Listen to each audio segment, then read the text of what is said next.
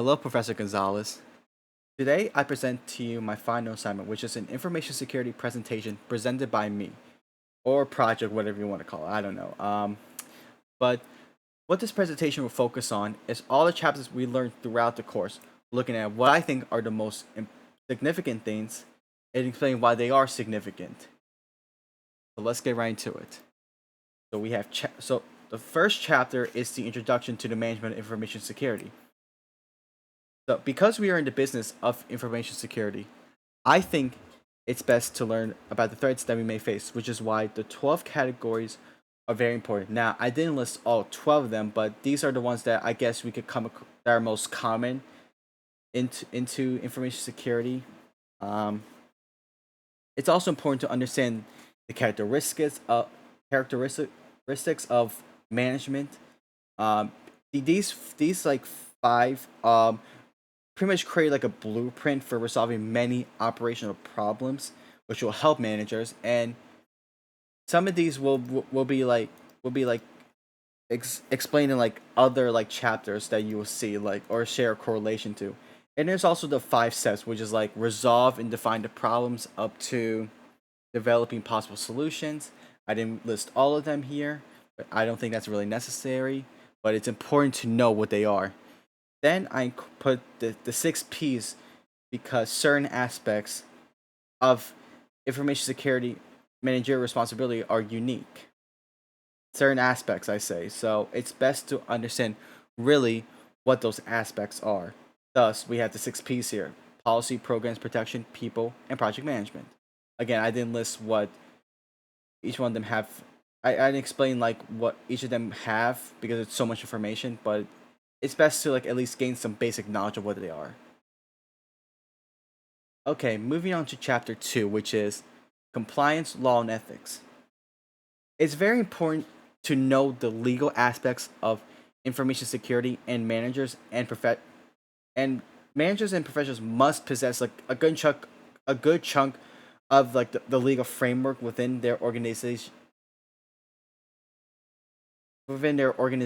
like operations.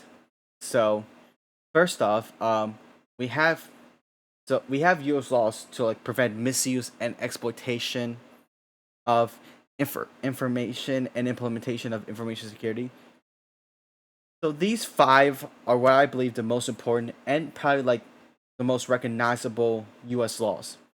I also put in copyright because it's very important for like protection of intellectual property. You don't want it to get like stolen for money gain or anything like that. So it's best to like understand what this is. Then we have ethics and education.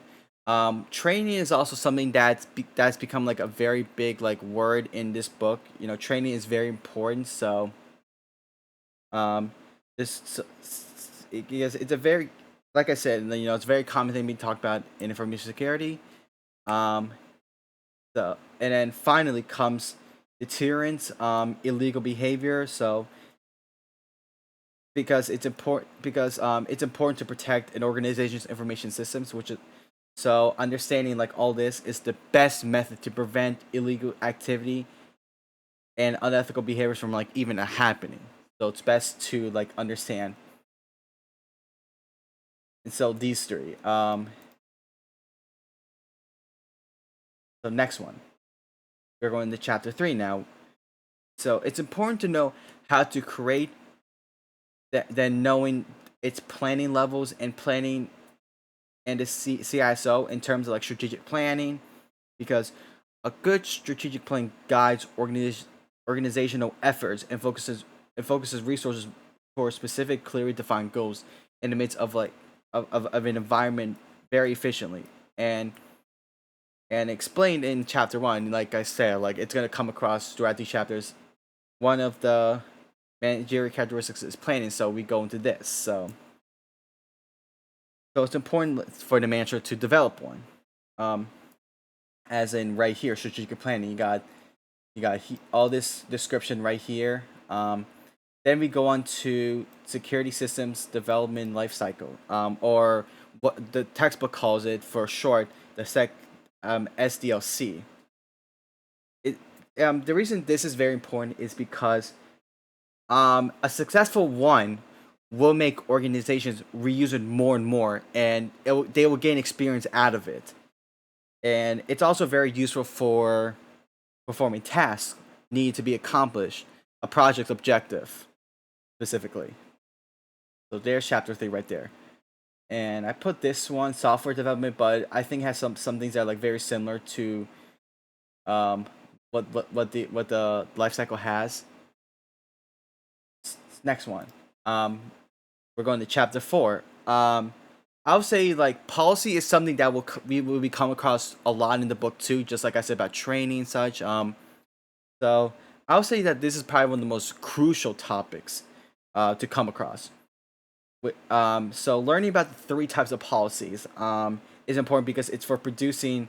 Um, if you want to create like a complete information security policy portfolio, you really have to put in these three types right here. Enterprise information, issue specific, and then system specific. Um, and they are found in almost every organization ever. And also I put in the 6 stages. Um, it says it right here. Like if policies were ever to be implemented, and in order for them to be effective and such, um, so for like a policy to be properly designed, developed, um, to be effective, they use this process that will ensure repeatable results. Um, the phases here. The reason I also put this here is that is to ensure that they are like the policies are like well planned, they're probably funded and aggressively managed to ensure its completion time, and it's on budget too. So that's why I put it here. It's also to know what these phases really are. There are 5 of them, which is investigation, analysis, design, implementation, and maintenance. So there's chapter 4. Chapter 5. This is probably one of the longest chapters in the book. This is something that you see with like long chapters. There's like a lot more information involved. I try my best to at least find the most important because I think like long chapters here usually have like the most important information. So I try my best to at least fit what I can that I think are the most important. So, but there are some things that are very crucial to talk about. So we talk about the variables that go into an information security program because they are important since each organization is a little bit different. Specifically going on with the size and budget.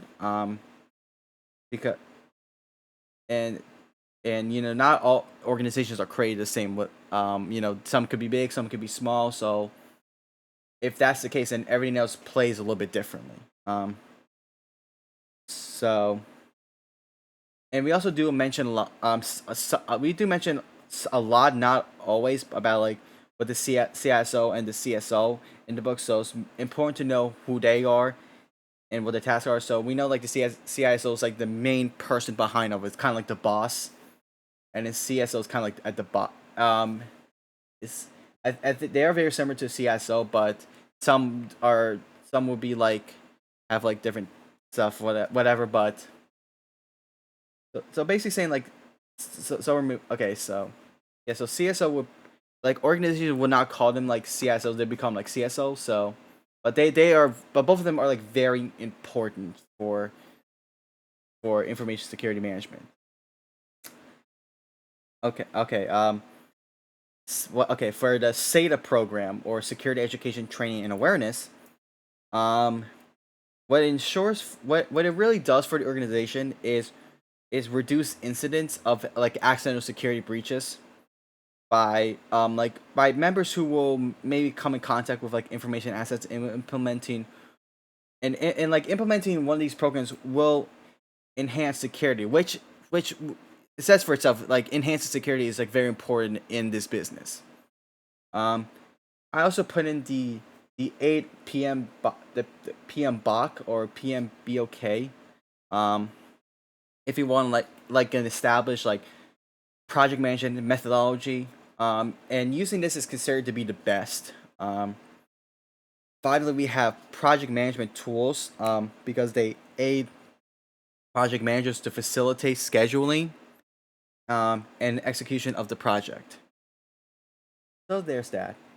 All right, now we go in chapter 11. So this is really going in like chronological order of like the weeks we went by. So there was a little bit of a jump in the chapter. So we go now to chapter 11, which is I believe week 4, I believe. I don't know, but so this goes on personnel security. So to look for a technically qualified infosec generalist, um, I I took like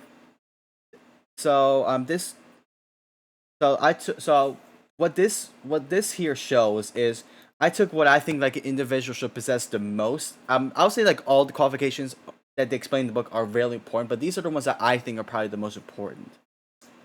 Um, as they will make like the person who's being hired like more marketable and better for the organization. Um, certifications are also very important. Not probably not as important as qualifications, but it's still, but they still make you like a better qualifier and very marketable. So um, as because they like a certain the level of proficiency possessed by like people who want to get the job, and I put these as like the most common ones and the most important ones. And you see, you have these logos here that represent the certification you can get. Um, and then finally, I feel like it was important to like put the important like this thing down because they I believe they are important to how like an organization chooses the qualifiers and how they like really handle their employees and such. So there's that. Let's go to chapter 6 now. So we're taking a jump back. Um, I think so. I think it's important to like first of all like know who the communities of interest are because each are like directly linked to managing risk managing the risk to information assets, and pretty much all of them do hold responsibility to the risk and must work with, and they all really have to work with each other to address every level of risk. um as for this goes, I really there's 6 of them in the book, but I chose really 3 that I believe are going to benefit the most for the organization, and and pretty much help you out basically. The last one is kind of similar to that kind of like I guess idea. There are 8 of these like threat assessment questions that you ask for, but I chose really 4 out of them because I'm not really gonna go through over all of them. Um, because I think these are really helpful in the case. So all the questions are really like really important, but I think these 4 are really best for like an actual threat occurring, and to like really understand it. So there's that. Okay, now we go into chapter 7. So we're getting closer. We're getting close. Anyways, I really took 2 important topics. So so one of them is the 5 risk control strategies. Um, these are like important for when like a project team or information security development has like created like a rank vulnerability table. I didn't really put one in the last one, so that's really they can choose from like one of these strategies to control like the risk that may arise. Then I also put managing risk. Um, so when looking at these, they are like important in terms of like control. Especially like I put especially like the last thing I put in, which is this. Um, because controls must be properly monitored and measured so that there are really like no flaws or errors, and that it can be controlled properly. Um, or it can be or run efficiently with like no like backups or problems or anything like that.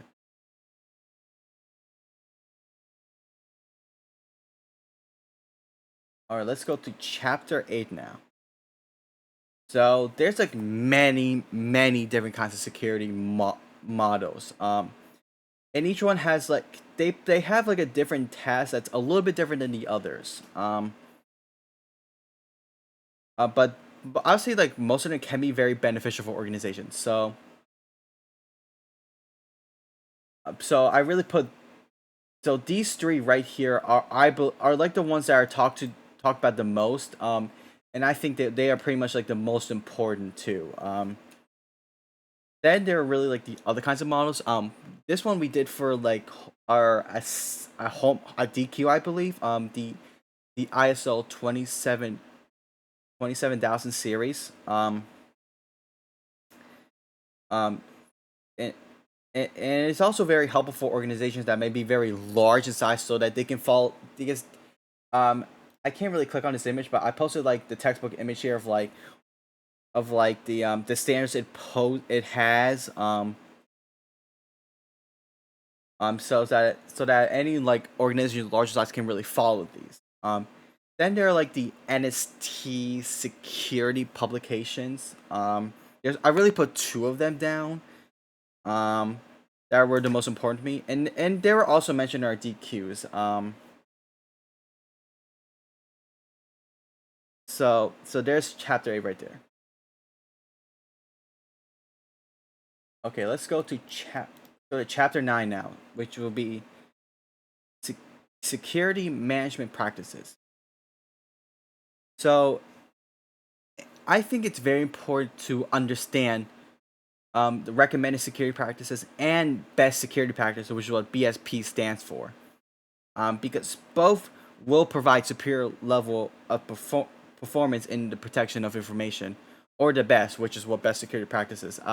Both can be followed. It's fine. But I believe like most will go for the best security practices because it says best. Okay. So for performance measurement, there are three. Yes, there are three types of measures that organizations will use, and it's important to know what they are and each of their goals are. Hence, like determines effectiveness of security execution to assess the impact of an incident or other security event or the organization or its mission. And that's why I also put these four factors down because, like I said, they're critical to success of an of a information security performance program. And I think it's important for programs to be successful. So this is probably one of the best ways to follow it too. And then finally, I put both the INST and then the RMF, um, which are both frameworks. They both apply to risk management. Um, and they're designed to improve the information security to improve information security and strengthen risk management processes. So that's why I also put them down there. So NST really follows first, then goes to the RMF, which is like a which is kind of like a derivative of like the NST because you can see down here this here would be the NST, and this will this will be like the RMF here. And here's a textbook of all. Here's like a textbook page of the. It looks like these are the recommends. Yeah, the best security practice for federal agency right here. All right. The next chapter we'll be looking at is chapter 10. Um, so this this chapter also has a lot, but there's really only two that we look at because they were also our homework, which would be incident response and disaster recovery. So knowing everything about incident response is very important because organizations really do heavily depend on like quick and efficient containment and and resolving incidents. So and then there's knowing all like the different data protection methods, which goes from like there's four of them that we found, like traditional data backups, database shadowing, electric faulting, remote journaling. This one will most likely be for like your home computer. The other ones will be for like organization. These ones, however, will be for like organization, like electronic vaulting and data shadowing. Then I also incorporate the three phases of instant response actions. Since I think it's the best like blueprint to follow in the event of if an incident were to happen. Then then finally we then finally I think it's important to know like the what the incident response policy is, uh, because it's very crucial to understand incident response and what can be done to avoid such like incidents as they are threats to organizations. Okay, and then finally we look at disaster recovery. So, um, this one does have like sort of a connection to IR incident response, whereas there may be some instances where like it may be classified as an instance, for example, like a fire, where it cannot be recognized as like incident. It may more be as like a disaster, or maybe a power failure. That would be more like, or no, not like a power failure, like more, yeah, like anything like fire or anything like water, stuff like that.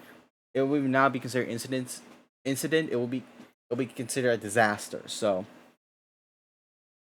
Um, so the reason it's also important to understand what disaster recovery is because, as I said, there are some incidents that may be recognized as a disaster, where an incident response plan would not be suitable for that kind of. So this is where really like disaster recovery comes in, and for that reason alone, I think it's significant for us to know what it is and how we can cover from such plans. So here small printer. You can see like an example of disaster recovery plan, which is like a lot of such. So and then we cover like the cyber incident response plan. Like this prep. Like this is kind of similar to like the three phases of response actions. You got like detection here, then you got the reaction, kind of like the analysis of reaction, and you got the recovery here. And then this is like this is like an implementation timeline. So I found this very unique for the fact that this is kind of like a good indication of how long like it will take because I think knowing about like the time it takes to to take action and then recovery is very important to understand. So we see here that incidents have like a lot of like steps or like takes a lot of time for almost all of them equally, like detection, reaction, recovery. Disaster, however, we see that recovery takes a while, so that's why it's like a very big topic in here. Like it's very. Then we look at like continuing reaction, and then this goes up to like disaster recovery and all this such. So that's why it's also very important to incorporate this as well. Okay, we finally made it to the final chapter. My my mouth is like dry, but we're almost. So I gotta have 1 ounce of strength left for this one. So here we go. The final chapter in our course and the textbook in general. Chapter 12, protection mechanisms. So this is also like one of the longest chapters in the book, and I believe like almost half the stuff in here is significant things to explain. Like protection mechanisms are such like an essential part of information technology. Not information technology, information security. Sorry, I just have IT stuck in my mind for a second. So from like the authentication mechanisms, you see there are like three of them here. Like they're the ones you see in like spy movies, like passwords and such. It's important to understand what they are, and you know the types. Like I said again, then it's also important, and this was also like part of our homework. It's also important to understand firewalls. Not specifically like the well, it's like this factor in particular will determine what firewall you get, because each firewall is kind of designed differently, and then these are really two important rules to like steps to follow. And this is kind of like a disadvantage of firewalls right here. Um, so so by now we shouldn't most people who use computers do know what firewalls is and what it does for protection. But again, like here we asked like different characteristics of it and the traits and and how those may affect firewalls and its performance and what it will have. Because again, each one is a little bit different than the other. Then we go to scanning and analysis tools. There are these are important to know because um, there are like certain topics where they explain like wired and wireless and like wire like they explain like tools that can be used using like in like either wired or wireless. But what makes this important is that it can be used in both. It's a compound tool, so it can be used in both wired and wireless networks. And what all these have in common is that they can help us see what an attacker sees from their perspective. Finally, there's a type of cryptography cryptography. So I'm sorry, I'm just trying to pronounce it right. So which is like a specific element of control that's like used in other information security controls. So I included so really I included here like the most like widely used like encryption operations, the common ciphers, symmetric, asymmetric. And it's important, and I think it's important to know what these are, but I think it's also important to know like almost all of them, um, or some of them if you can, as they are like used to protect the confidentiality of information while it's in storage or transmission, so that really doesn't get stolen or damaged while it's out there into the internet network. So you can see we here like I incorporate like how firewalls work. So you literally have like a firewall here, and like the internet possesses everything from permitted to not wanted. So the firewall really prevents unwanted traffic from occurring to a private network right here. And I put port scan here because because this is something that we do also explain a lot in like computer science because I'm a computer science major. So really really you use one computer to like and then you use it to identify ports from other networks using from like other computers using like the network. That's how really port scanning works. And here he's like a pretty simple like picture that's understandable to knowing how symmetric and asymmetric encryption works. They are a little bit different from one another, but you can see what they really do. So with that said, we have reached the end of this video, this presentation, the final assignment. So I would like to say thank you, Professor, for helping for guiding us through this course, and you know giving us updates and such. And I hope to see you, sometime maybe in campus in real life. I guess I don't know, but again, thank you so much for providing this course to us. This was a great way to spend my summer. Just learning more, and hopefully I can use this to for my portfolio for my or my what do you call it, my resume for my computer science. I mean, this will help for like the IT stuff in such a way. So I definitely learned lots of things. Some things I knew, some things I don't. But again, thank you so much, Professor, and I hope to see you sometime soon. Thank you so much, and that's it.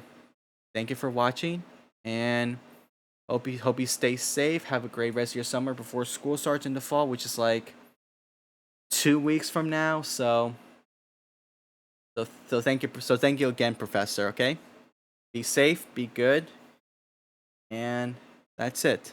See ya.